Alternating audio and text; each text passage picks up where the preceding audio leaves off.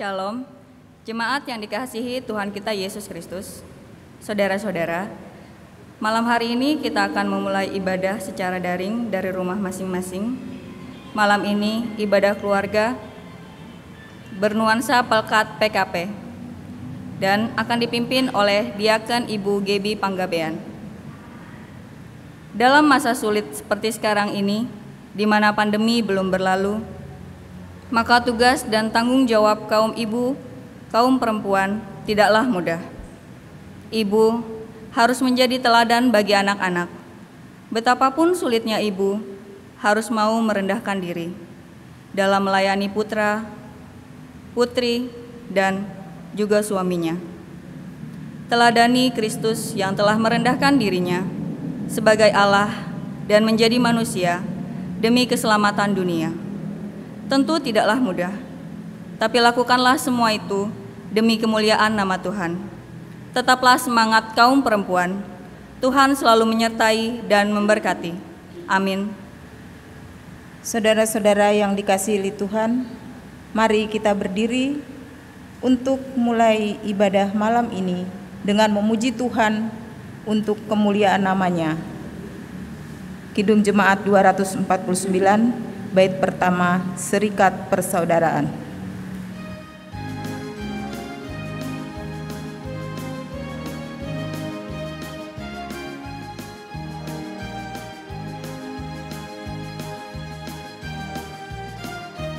Serikat persaudaraan, berdirilah teguh, sempurnakan persatuan di dalam Tuhanmu. Bersama-sama majulah, dikuatkan iman, berdamai bersejahtera dengan pengasihan.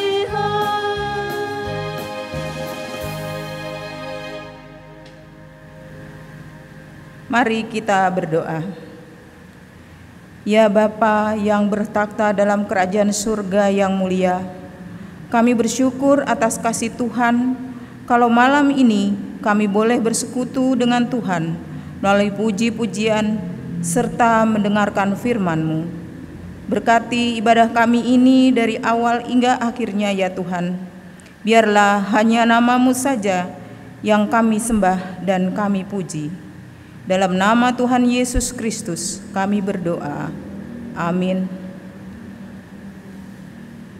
Kita akan membaca nas puji-pujian berbalasan yang terambil di dalam kitab Mazmur.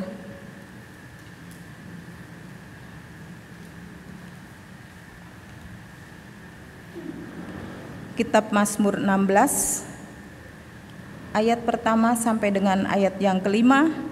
Saya akan membacakan ayat yang keluar dan Bapak Ibu membaca ayat yang ke dalam.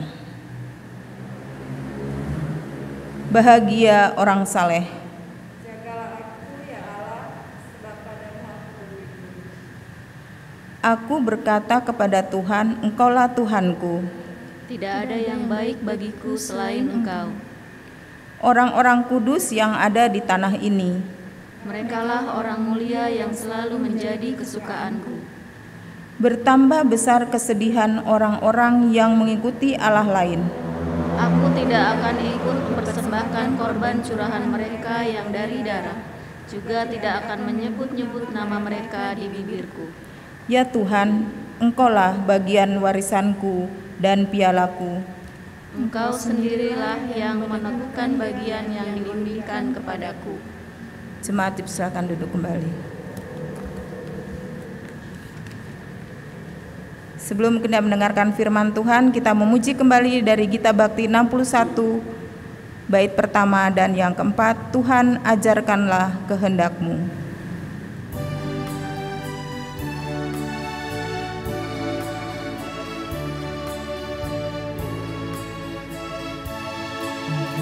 Tuhan ajarkanlah kehendak-Mu.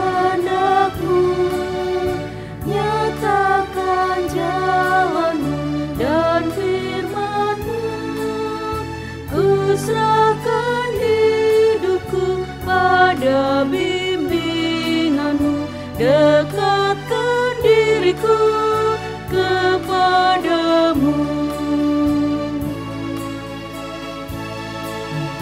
Ajari aku bermana syukur, ya Raja, bagimu ku bermazmur. Ku ingin ya Tuhan tetap di dalam-Mu, hidup dan matiku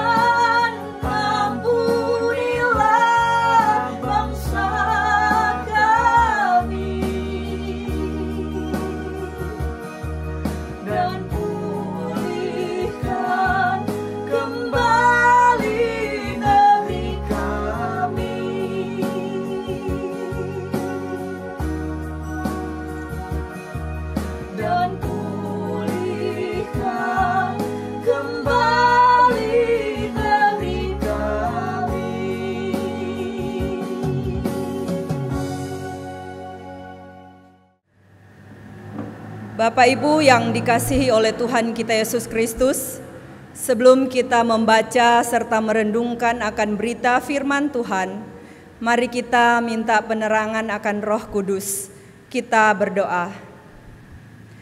Bapa yang kekal kudus, kami berterima kasih kepadamu ya Tuhan, karena Engkau boleh menjaga dan melindungi kami di segala aktivitas yang kami lakukan mulai dari pagi sampai dengan saat ini ya Tuhan. Bapa, sebelum kami akan memulai ibadah kami pada malam hari ini, hamba akan membaca serta merenungkan akan berita firman-Mu, tetapi sebelumnya ya Tuhan, Engkau mengurapi hamba-Mu dengan kuat kuasa Roh Kudus-Mu, agar ketika kami memberitakan firman-Mu, bukan kepandaian kami sendiri, melainkan kepandaian yang berasal daripadamu. Urapilah hamba-Mu ini ya Tuhan, agar firman yang akan kami bawa sebentar boleh dimengerti dan memahami oleh jemaat yang mendengarkannya. Inilah doa dan ungkapan syukur yang kami naikkan di malam hari ini Tuhan. Di dalam nama Yesus Kristus kami sambut firman-Mu. Amin. Jemaat, marilah berdiri untuk mendengarkan firman Tuhan yang dibacakan dari Alkitab, dari kitab Filipi 2, pasalnya yang ke-25 sampai ke-30 yang menyatakan, sementara itu kuanggap perlu mengirimkan Epafroditus kepadamu, yaitu saudaraku dan teman sekerja serta teman seperjuanganku, yang kamu utus untuk melayani aku dalam keperluanku. Karena ia sangat rindu kepada kamu sekalian dan susah juga hatinya, sebab kamu mendengar bahwa ia sakit. Memang benar ia sakit dan nyaris mati, tetapi Allah mengasihani dia, dan bukan hanya dia saja, melainkan aku juga, supaya duka citaku jangan bertambah-tambah. Itulah sebabnya aku lebih cepat mengirimkan dia, supaya bila kamu melihat dia, kamu dapat bersuka cita pula dan berkurang duka citaku. Jadi sambutlah dia dalam Tuhan dengan segala sukacita dan hormatilah orang-orang seperti dia. Sebab oleh karena pekerjaan Kristus ia nyaris mati dan ia mempertaruhkan jiwanya untuk memenuhi apa yang masih kurang dalam pelayananmu kepadaku. Berbahagialah semua orang yang mendengar firman Tuhan dan melakukannya. Terpujilah Tuhan Yesus. Nyanyian umat Hosiana. Hosiana, Hosiana, Hosiana.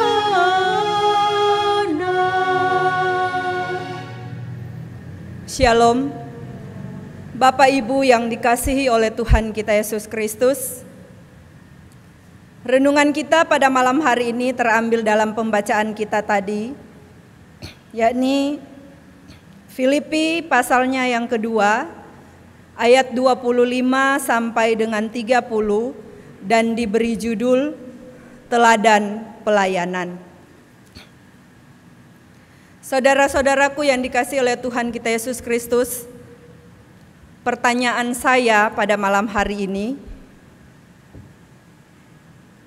siapkah kita melayani? Apalagi dalam melayani Tuhan dan jemaat. Saudaraku yang dikasihi Tuhan, ada dua hal dalam pelayanan yang harus kita perhatikan, yakni pelayanan di dalam dan pelayanan keluar. Pelayanan ke dalam yakni kita harus melayani diri kita sendiri, melayani keluarga yaitu suami dan anak-anak, dan pelayanan keluar yaitu melayani jemaat seperti pada malam hari ini. Itu yang dilakukan bagi kita sebagai majelis dan jemaat, dan juga sebagai pengurus Pelkat. Melayani masyarakat, melibatkan diri dalam organisasi-organisasi, dan sebagai dokter dan perawat melayani pasien. Itulah yang harus kita laksanakan ketika kita melayani keluar. Sudah pasti kalau untuk melayani di dalam, yaitu di dalam rumah tangga kita sendiri. Saudaraku yang dikasihi oleh Tuhan kita Yesus Kristus, pertama kita harus melayani keluarga, yakni suami dan anak-anak. Dan sebagai contoh yang kita lakukan hari-hari, kalau suami kita mau berangkat ke kantor atau anak-anak kita mau berangkat ke sekolah, kalau dulu sebelum pandemi anak-anak atau suami mau ke kantor, kita selalu menyiapkan sarapan. Dan memang lebih ribet sebelum pandemi dan di saat pandemi, karena kita harus menyelesaikan atau mempersiapkan semua apa yang harus dibawa oleh suami dan anak-anak untuk berangkat ke kantor atau ke sekolah. Tapi kalau di saat pandemi ini mungkin kita lebih santai untuk menyiapkannya, karena anak-anak kita itu lebih banyak belajar melalui jarak jauh atau di dalam rumah. Apalagi di Kota Bogor ini untuk anak-anak masuk sekolah secara tatap muka itu belum dilaksanakan. Jadi kita lebih menyiapkan lebih santai untuk menyiapkan segala sesuatunya. Begitu juga kalau suami berangkat ke kantor atau kerja dari rumah, ya mungkin lebih santai kerja dari rumah daripada suami berangkat ke kantor. Di dalam segala kita menyiapkan semuanya itu agar semuanya bisa disiapkan dengan baik. Nah, itu adalah melayani diri kita dan keluarga kita di rumah. Dan kita sebagai ibu rumah tangga, memang itu adalah yang menjadi tanggung jawab kita di dalam kita melayani di rumah. Dan yang kedua, melayani keluar. Setelah kita melayani dalam keluarga, barulah kita bisa melayani keluar. Yaitu seperti pada malam hari ini, saya bisa melayani ibadah rumah tangga. Karena itu memang sudah menjadi tanggung jawab tugas kita sebagai majelis untuk melayani. Kenapa kita bisa melayani? Karena ini adalah panggilan Tuhan untuk kita melayani jemaat. Karena kita sudah diteguhkan oleh pendeta dan kita sudah menjawab semuanya itu, ya dengan segenap hatiku kami akan melayani. Nah, itu semua sudah kita terima dan sudah diberkati sehingga kita dapat melayani jemaat apa terlebih Tuhan. Bapak Ibu, saudara-saudariku yang dikasihi oleh Tuhan kita Yesus Kristus, kita sebagai majelis atau sebagai pelayan Pelkat, kadang-kadang kita sering melanggar akan hal itu atau melanggar di dalam pelayanan. Padahal kita sudah dipercayakan Tuhan untuk melayani, baik melayani Tuhan, jemaat, maupun keluarga kita masing-masing. Kadangkala kita juga sering suka atau menolak untuk melayani Tuhan dan jemaat dengan berbagai macam alasan, bahwa ada yang selalu mengatakan bahwa dia belum percaya diri untuk melayani Tuhan. Padahal kalau kita memang sungguh-sungguh melayani Tuhan, walaupun kita baru belajar atau tidak percaya diri, tapi kalau kita mengandalkan Tuhan di dalam kehidupan kita untuk kita melayani Tuhan, pasti keraguan-raguan atau tidak percaya diri itu akan pergi begitu saja dan akan dikuasai oleh Roh Kudus. Dengan begitu percaya diri kita ada, karena kita mengandalkan Tuhan di dalam pelayanan kita. Nah, saudara-saudaraku yang dikasihi Tuhan, itu sudah menjadi tanggung jawab kita sebagai pelayan. Kadang juga kita selalu beralasan, belum sempat inilah, belum sempat itu, jadi saya belum bisa melayani. Ya, padahal memang itu kadang kemalasan kita aja sendiri sih untuk untuk tidak mau melayani. Padahal itu sudah tanggung jawab kita untuk melayani Tuhan. Tetapi saudaraku, berbeda dengan saat ini, masa pandemi, saat ini majelis-majelis yang berusia 60 tahun ke atas memang disarankan untuk belum bisa melayani karena rentan dengan adanya virus corona ini. Padahal orang-orang seperti ini atau umur-umur seperti ini dengan giat-giatnya mereka melayani Tuhan, semangat mereka begitu tinggi untuk melayani Tuhan. Tetapi dengan adanya peraturan seperti ini, maka pelayanan mereka terkendala dan mereka disarankan untuk tetap diam di dalam rumah karena tidak memungkinkan untuk mereka keluar rumah, terutama melayani. Nah, Bapak Ibu yang dikasihi oleh Tuhan kita Yesus Kristus, terkadang juga kita sebagai majelis tidak pintar untuk mengatur waktu kita, sehingga kita selalu beralasan tidak sempat untuk melayani. Karena apa? Belum beres inilah, belum beres itu, atau saya harus ngurus ini ke sana, mengurus anak untuk berangkat ke luar kota, mengurus suami atau bagaimana. Nah, kadang-kadang itu yang menjadi kendala kita untuk belum sempat melayani keluar rumah. Kita tidak menyadari bahwa kita itu sudah melanggar akan perintah Tuhan untuk kita melayani. Saudaraku yang dikasihi Tuhan, bagaimana kita dapat melaksanakan pelayanan di dalam dan di luar? Jawabannya yaitu kita harus mengatur waktu kita sedemikian rupa agar semua bisa terlayani. Ketika kita bisa menyusun waktu, baik di dalam rumah ataupun keluar rumah, maka pelayanan apapun dalam seharian itu kita bisa laksanakan dengan tepat waktu. Nah, itu kalau memang kita pintar-pintar menyusun waktu agar semuanya bisa terlayani. Nah, saudara-saudaraku yang dikasihi oleh Tuhan kita Yesus Kristus, kita kembali kepada pokok pembahasan kita pada malam hari ini, yaitu pembacaan Filipi 2 ayat 25 sampai dengan 30, judulnya Teladan Pelayanan. Ini adalah pokok bahasan yang akan kita renungkan pada malam hari ini. Sebuah gereja yang sehat dilihat dari jemaat yang bertumbuh di dalam firman Tuhan. Tapi ada satu aspek yang perlu dan penting kita perhatikan, yaitu jemaat harus mempraktekkan firman Tuhan itu tersebut melalui kehidupan sehari-hari dan melalui pelayanan. Seorang yang melayani tentunya dipengaruhi oleh konsep pikiran terhadap pelayan dan dari apa ia atau kita tahu melalui pelayanan. Namun sangat disayangkan jika konsep pikir seseorang terhadap pelayanan salah satu atau tidak sesuai dengan firman Tuhan.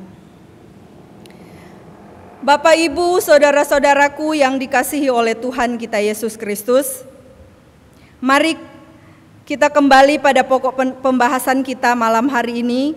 Kita melihat bagaimana latar belakang daripada Epafroditus yang sudah kita baca bersama-sama tadi. Pelayanan Epafroditus ini hanya ditemukan di dalam kitab Filipi saja. Jadi di kitab-kitab lain tidak ada pelayanan Epafroditus ini. Dia hanya ada di dalam kitab Filipi.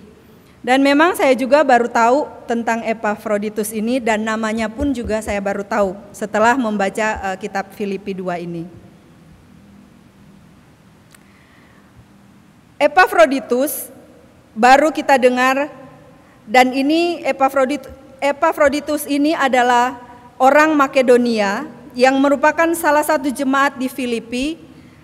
Menurut beberapa tafsiran, Epafroditus ini adalah seorang yang terkemuka atau seorang yang memiliki jabatan di jemaat Filipi itu. Epafroditus diutus jemaat Filipi untuk menyampaikan sumbangan mereka kepada Paulus dan membantu pelayanan Paulus, khususnya pada saat Paulus berada di Roma.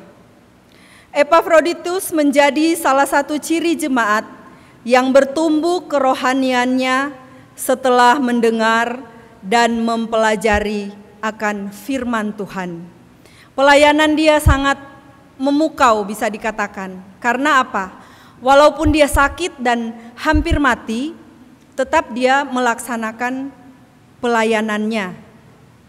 Nah, saudara-saudaraku, dalam suratnya kepada jemaat di Filipi, Rasul Paulus menyatakan bahwa tak semua hamba Tuhan atau pemberita Injil memiliki motivasi yang benar dalam melayani pekerjaan Tuhan. Ada yang benar-benar melayani dengan hati yang tulus, ikhlas, dan dilandasi dengan kasih. Namun masih ada juga yang mengerjakan tugas pelayanannya dengan motif terselubung. Demi popularitas atau mencari nama, terlihat hebat, unjuk kebolehan, tendensi ekonomi, atau mengejar keuntungan materi atau berkat. Kadang-kadang kita ada juga mendapat pelayan Tuhan seperti ini. Dia hanya mau menonjolkan diri dia sendiri. Jadi dia kadang-kadang tidak memberitakan firman Tuhan sesuai dengan apa yang sudah kita baca, tetapi kadang-kadang dia hanya menonjolkan diri dia sendiri. Nah, kita tanpa menyadari akan hal itu, semua itu tidak disenangi oleh Tuhan. Karena yang kita bawakan itu hanya menonjolkan diri kita sendiri, bukan memperbesar atau memperkenalkan ini loh Tuhan Yesus kita. Ini Tuhan Yesus yang memang benar-benar Tuhan yang sanggup melakukan apapun yang tidak bisa dilakukan oleh manusia. Nah, saudara-saudaraku, Tuhan sangat menghargai dan memperhitungkan setiap pengorbanan dan jerih lelah kita di dalam pelayanan. Namun faktor motivasi hati kita benar-benar Tuhan melihat. Benar-benar menjadi penilaian utama Tuhan atau menjadi penilaian utama umatnya, apakah kita benar-benar melayani dengan sungguh-sungguh. Segala jalan orang adalah bersih menurut pandangannya. Tetapi Tuhanlah yang menguji hati kita sebagai pelayan. Kalimat ini ada di dalam Amsal 16 ayat 2. Sekali lagi saya bacakan. Segala jalan orang benar adalah hati bersih menurut pandangannya sendiri, tetapi Tuhanlah yang menguji hati kita sebagai pelayan. Nah, jadi kita jangan mengandalkan diri kita sendiri di dalam melayani, karena kita harus mengandalkan Tuhan di dalam kita melayani dengan apa yang difirmankan Tuhan, karena Tuhan menginginkan akan hal itu. Saat ini kita sebagai pelayan Tuhan, Tuhan sedang menguji hati kita, bagaimana kita melayani Tuhan dengan apa adanya. Bukan dengan paksaan, tetapi kita melayani Tuhan dengan sungguh-sungguh. Tuhan sedang menilai hati kita agar kita lebih mendekatkan diri lagi kepada Tuhan. Bagaimana seharusnya kita melayani di tengah-tengah jemaat dan di tengah-tengah orang yang belum percaya akan Tuhan. Kita bisa membawa diri kita di tengah-tengah orang yang percaya akan Tuhan, yang belum percaya akan Tuhan, dan kita juga bisa dinilai oleh orang yang belum percaya Tuhan. Kita dapat menjadi contoh yang baik di tengah-tengah mereka, sehingga mereka menilai, oh, orang ini memang benar-benar ini adalah didikan Tuhan. Nah, Bapak Ibu yang dikasihi oleh Tuhan kita Yesus Kristus, Rasul Paulus memperhatikan ada yang memberitakan Kristus karena dengki dan perselisihan, tetapi ada pula yang memberitakannya dengan maksud baik.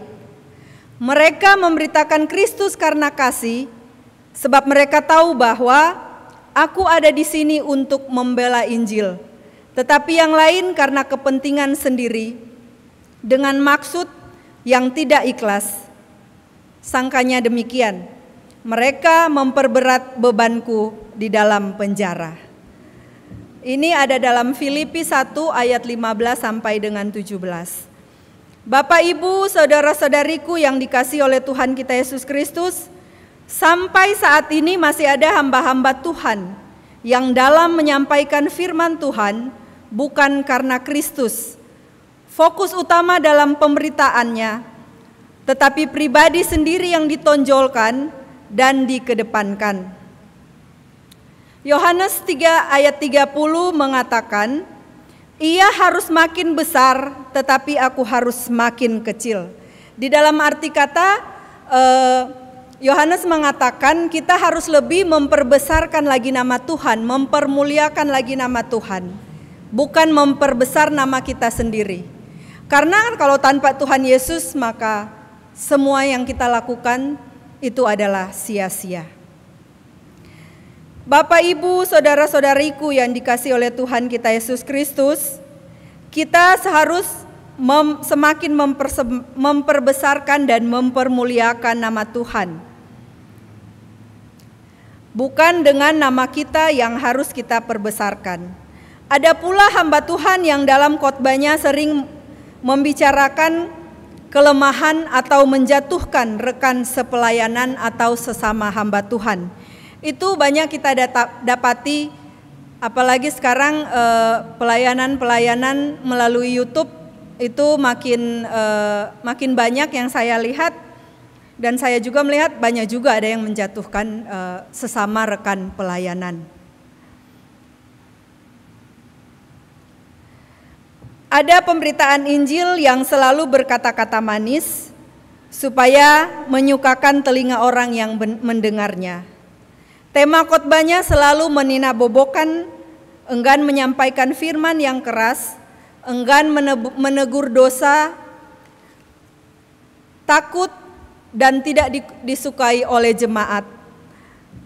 Atau mereka takut juga kalau pelayan ini menegur seseorang dalam dia melakukan kesalahan, ada juga yang takut karena takut nanti saya tidak diundang lagi ketika ada acara apa-apa.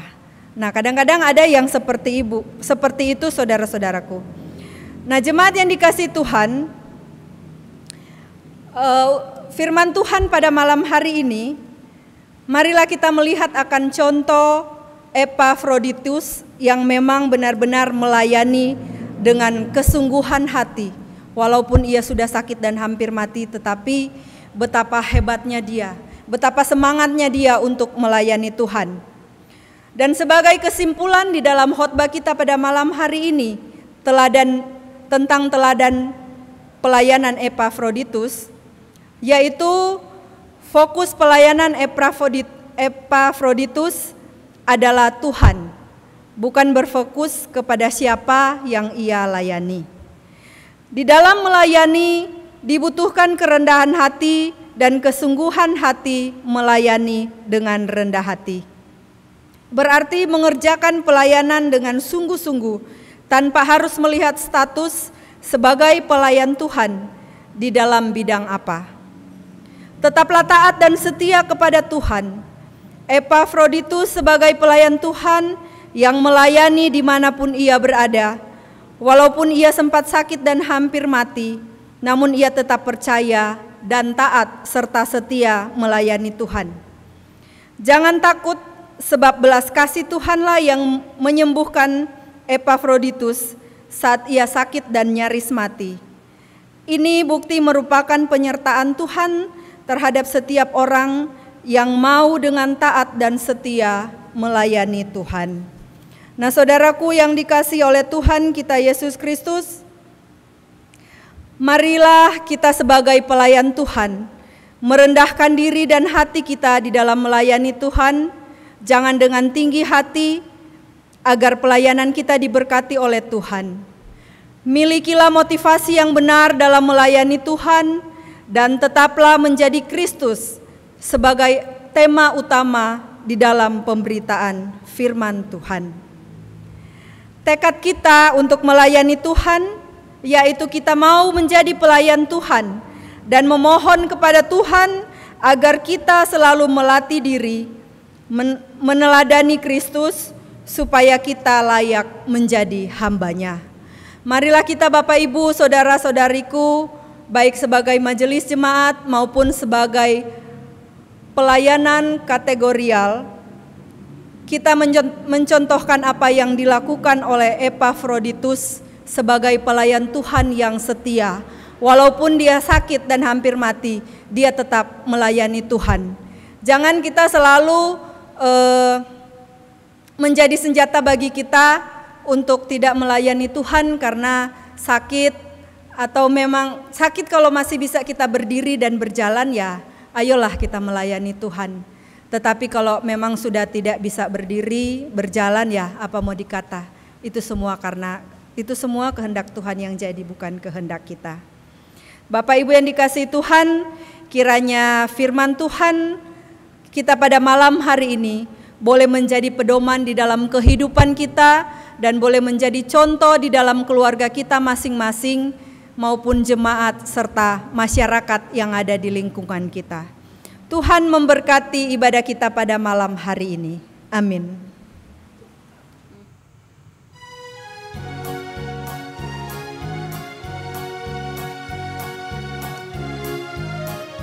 Kuasa-Mu dan nama-Mu-lah hendak kami sembah, dan karena itu ya Tuhan kami takkan gentar, bagaikan padi segenggam mestilah mati dipendam, supaya tumbuh dan segar di panas surya memekar, berbuah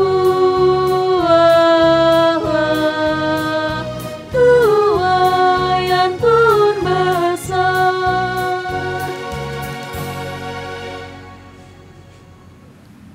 Bapak Ibu yang terkasih, mari kita satu di dalam Tuhan.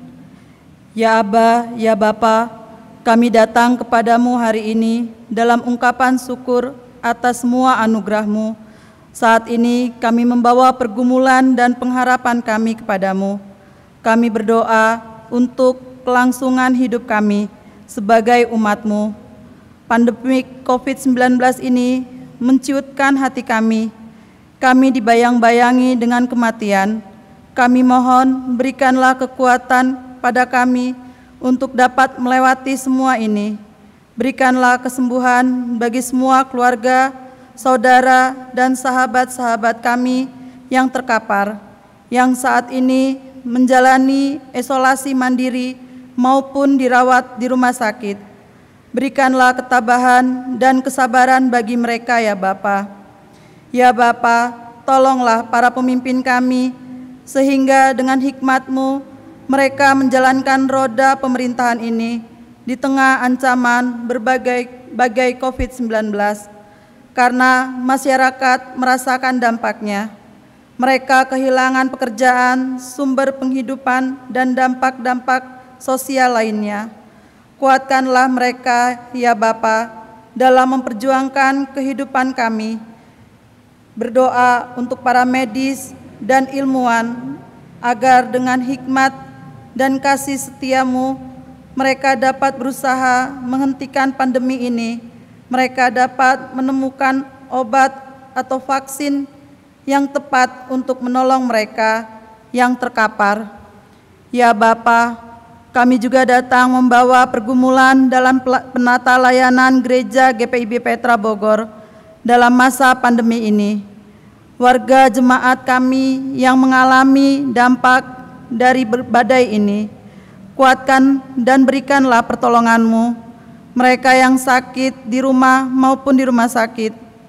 Tuhan, jamah dan pulihkan agar dapat kembali dalam kebersamaan kami sebagai jemaat. Bapa Pendeta Sauta dan Ibu Pendeta Maharani dalam pelayanan mereka. Ya Bapa, kuatkanlah agar mereka selalu sehat dan kuat dalam melayani kami jemaat-Mu. Jangan biarkan mereka berjalan sendiri, selalu taruh kasih dan hikmat-Mu dalam kehidupan para pelayan kami. Inilah doa dan permohonan kami ya Bapa, dalam nama Tuhan Yesus yang telah mengajar kami berdoa. Bapa kami yang di dalam surga, dikuduskanlah nama-Mu, datanglah kerajaan-Mu, jadilah kehendak-Mu di bumi seperti di sorga. Berikanlah kami pada hari ini makanan kami yang secukupnya, dan ampunilah akan kesalahan kami, akan kesalahan kami, seperti kami juga mengampuni orang yang bersalah kepada kami. Dan janganlah membawa kami ke dalam pencobaan, tetapi lepaskanlah kami daripada yang jahat.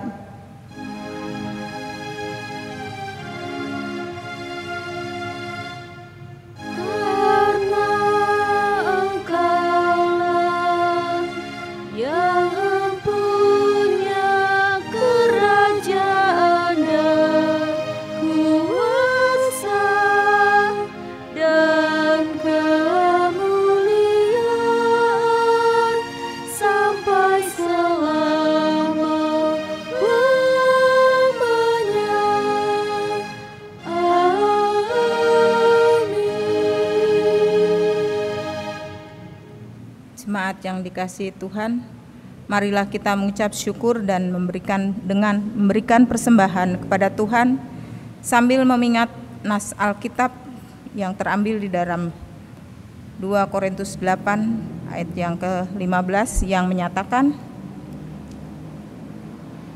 seperti ada tertulis, orang yang mengumpulkan banyak tidak kelebihan, dan orang yang mengumpulkan sedikit tidak kekurangan. Sambil memberikan persembahan, mari kita memuji Tuhan dari Kitab Bakti 87, bait pertama dan yang ketiga, Aku bersyukur kepadamu.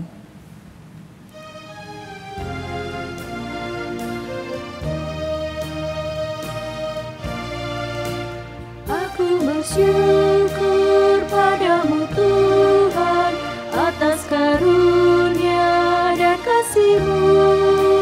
Seluruh jiwa, tubuh dan rohku ku persembahkan kepadamu. Ku bahagia, ku sukacita, ku ucap syukur selamanya. Tiada kata kami ungkapkan, hanyalah syukur kepadamu. Kaulah yang layak kami tinggikan, karena besarlah kuasa-Mu. Terimalah Tuhan ungkapan syukur yang kami bawa kepadamu.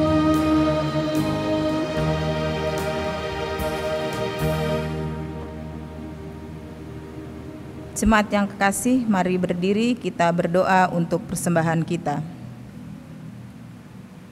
Ya Kristus Allah, hari ini kami mengumpulkan persembahan sebagai pernyataan syukur atas keselamatan yang Engkau karuniakan kepada kami. Kami menyadari bahwa pemberian kami tidak sebanding dengan pengorbanan-Mu di kayu salib. Pimpin kami agar mampu meneruskan kasih dan damai sejahtera bagi semua orang. Dalam nama Tuhan Yesus kami berdoa. Amin. Jemaat tetap berdiri. Jemaat yang dikasihi Tuhan, pergilah dalam damai sejahtera Allah dan kerjakanlah kehendak Allah yang telah kamu dengar melalui firman-Nya.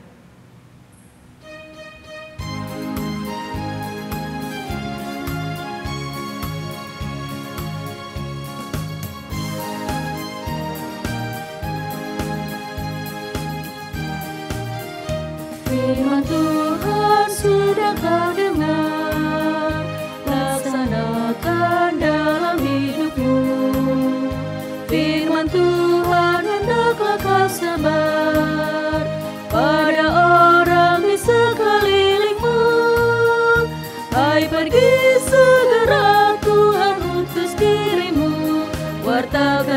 karya kasih-Nya. Roh Kudus menolongmu dan memimpin langkahmu. Majulah tetap teguh.